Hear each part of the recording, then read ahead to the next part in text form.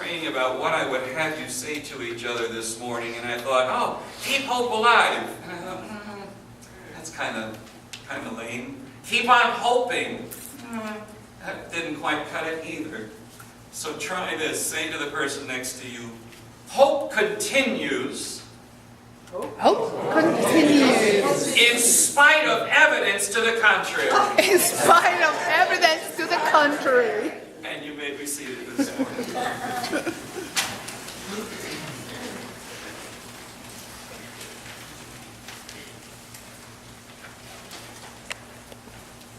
Hope continues, even with evidence, in spite of evidence to the contrary. Even when, as Jesus says in this reading that we just heard from the message, even when it seems like all hell is breaking loose. Anybody here feel like in their lives that's ever been the case? Not to the point where it just seems like no matter where I turn, all hell is breaking loose. It's all just coming in, crashing in, crumbling down. Sometimes I find, as a pastor, I don't wear the collar all the time, or sometimes I have a shirt on that has a fish and a cross on it. Sometimes I don't have any of that on and people can still tell that you're a pastor. How is that for traveling incognito, right? And people will have a conversation and share with you and say, oh, all these things that are happening, all these things that we're seeing, Pastor, this is what it's all about. It's written, in the Bible it says that this is what's going to happen. These are the signs, the times are close. These are the signs of the times. And depending on how much time I have, I would like to share with them and say to them, you know something, my friend? Every generation has had its signs. Wars, earthquakes, destructions of things that we would never think would not be there any longer. Things that we think are forever. The disciples, when Jesus was talking to them about Jerusalem being destroyed, the temple being taken apart stone by stone, could not even imagine that happening, because the temple was the very center of Jewish life. And for the temple to not be there would mean, how would we practice our faith? How would we go on? And yet, if you read through the scriptures, if you remember how the things that were built, so much of it was built inside with wood, with golden overlay, beautiful. And when it came time, 40 years after Jesus, that Rome came and invaded and burned down the temple, all the wood that was under the gold burned hot. And you know what happened to all the gold? It melted. And when it melted, it went down into the very stones and foundations of the temple. And you know what happens to gold that's in between the stones of the foundations of the temple? It's very hard to get to unless you remove the stones. And so they wanted to get the gold, so they removed the stones. Stone from stone. That part of the structure could have stood, but because they knew there was gold between the stones, they tore out the stones and removed the gold so they could take it back home. Who could have imagined? I remember when I was 10 years old. Oh, some of you can start doing calculations now, right? In 1974. My parents and my brother and I, we lived in New Jersey, and every so often we'd go for a trip into the great city of New York, Manhattan. And there down at the southern end of the city was this beautiful, well, some said it wasn't all that beautiful, but still, these two big structures that we called the Twin Towers. The World Trade Center was being built, was being finished. And they were putting the last parts of it up, and then the landscaping was being done, and what a place it was. What a grand majesty it was. We used to go there regularly whenever we had folks come in from out of town, because You could take them all the way up to the observation deck on the 110th floor and look down and see not only the city, but Queens and the Bronx, Staten Island, New Jersey, and on days when it said visibility unlimited. I even had the chance one time to go up into the restaurant called the Windows on the World. I had an opportunity. I was getting a scholarship for college, and then my dad's company gave us the scholarship, and the Windows on the World, what an honor. And never would have crossed my mind, not even the vaguest dream or thought, that one day these two magnificent buildings and everything else and around it would be reduced to dust and rubble and DNA on that great and fearful morning. There have been other examples, right? Katrina came through Florida, and on its way through Florida didn't do that much damage, but then picked up strength and went up through the Gulf and into Louisiana and destroyed New Orleans. Who could picture an entire city under feet of rain, making sure you're all paying attention here, under feet of water up to the roofs of buildings, and sometimes even beyond that. And now that city is coming back, just like New York has come back. We've experienced, was it 2004, a tsunami in Banda Aceh, which is an area of the world that very few of us were familiar with. Can we imagine that? Hundreds of thousands of people lost their lives. Or in Japan, the tsunami. And yet all of these signs that we hear about and see and that have happened, things that have happened through the generations, none of these were it. None of these were finally and actually the sign that Jesus was talking about, saying, this is what's coming. And so the tendency for us is like the disciples in the day of Jesus in an earlier part. Go back and read the rest of Luke 21 before this chapter, before the section we read today. And what is their question when he tells us these things are going to happen? They say to him, when? When are these things going to happen? When will it be? When will we see it? When will we know it? When? But I want to suggest to you this morning that maybe what we need to do is ask ourselves if when is really the right question. Maybe the question isn't when, because in fact, no, the scriptures tell us that Jesus declared, neither I nor the angels nor anyone, no, only the Father in heaven knows the day and the hour.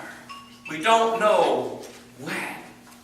So maybe our question shouldn't be when, so okay, I'll be ready for it at that moment. Maybe our question needs to shift to this. How should we live in the meantime? How should we know that, knowing that any moment could be that moment, we don't know when?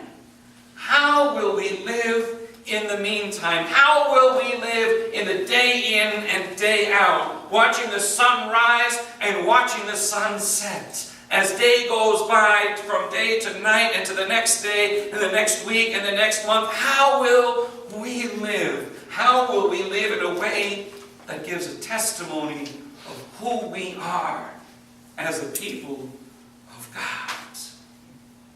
Listen again to what Jesus has to say. He says, it will seem like all hell has broken loose. Sun, moon, stars, earth, sea, all in an uproar. And everyone all over the world in a panic, the wind knocked out of them by the threat of doom, the powers that be quaking. And then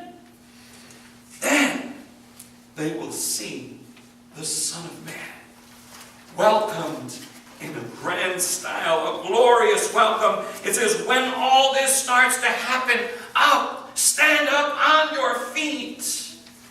Stand tall with your heads held high. Help is on the way.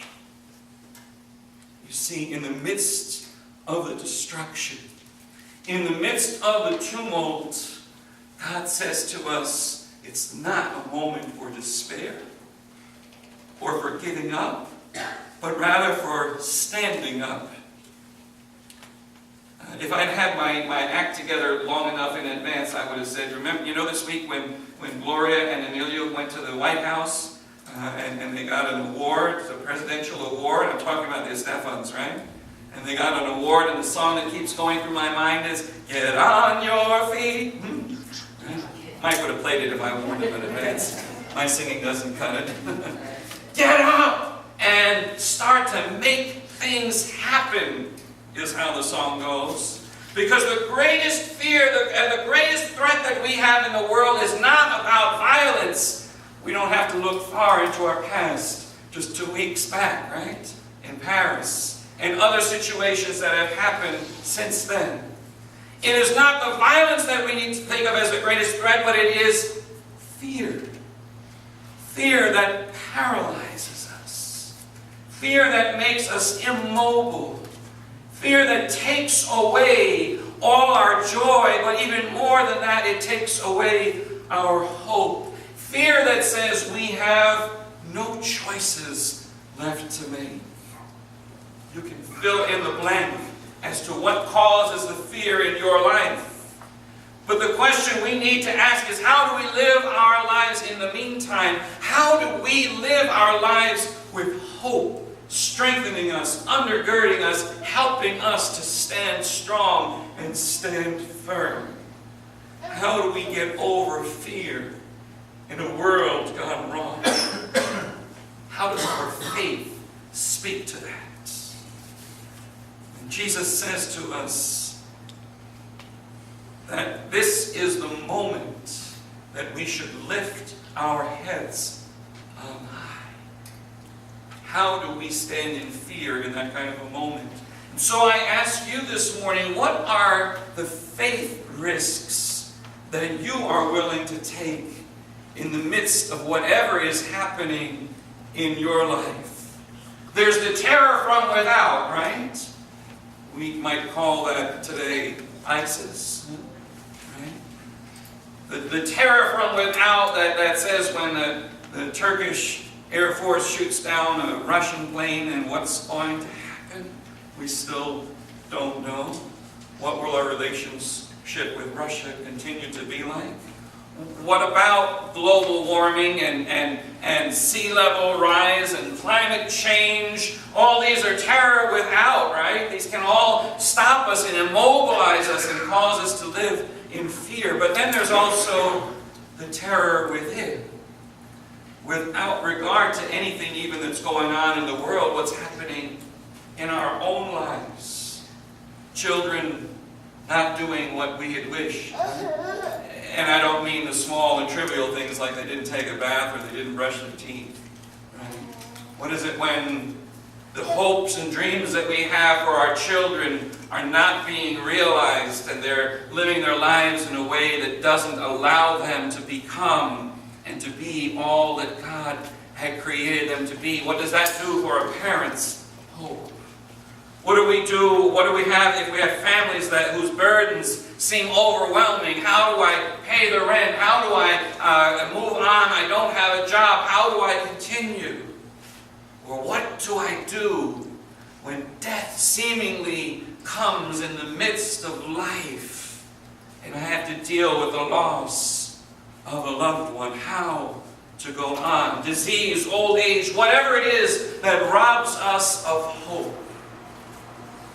This morning I want to share with you a brief video. It's really brief. It's about a minute long. And it is from, can you all do this for a moment, right? The video is from the Good Hands people. And no, I'm not doing a commercial for Allstate, okay? But what I want you to see is not the advertising message in this, but the message that goes to a deeper level. And I want you to ask yourself, what do you see when you see this video? Let's hold on.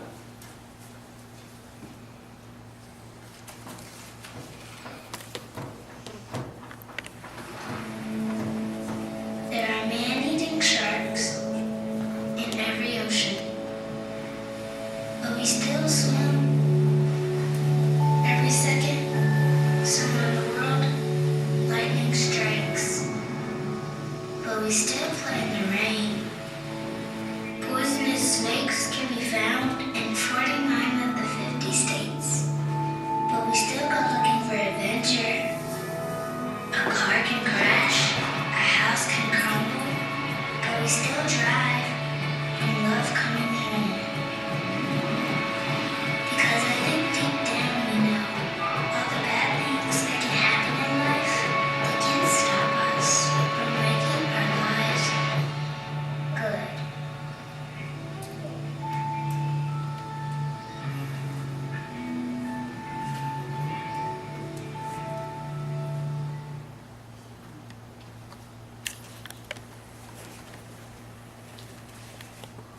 So what do when Allstate has a gospel message to share? Yeah, they want your premiums, but I think there's something beyond that. What did you see? What did you see this morning? Oh, keep on going, right?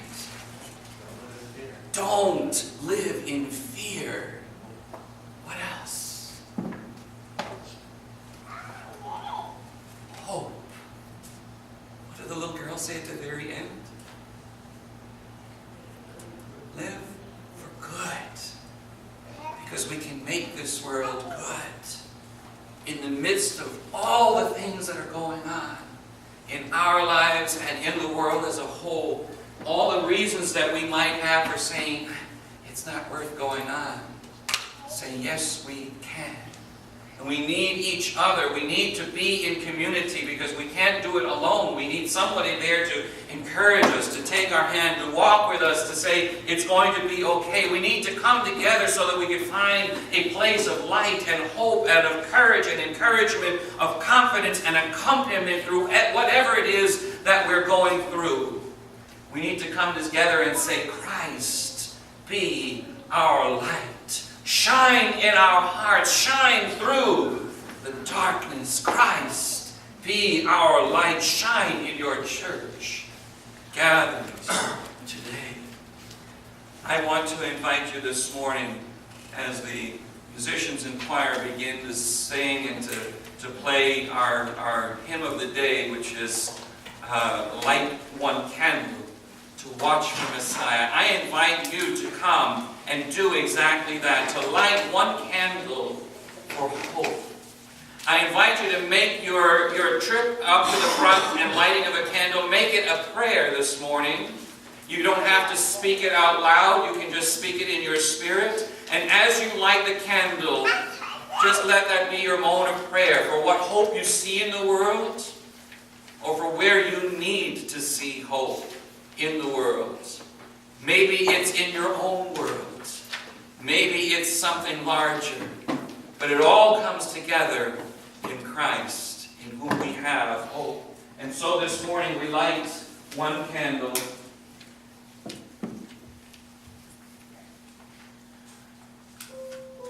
And invite you to come and light the candles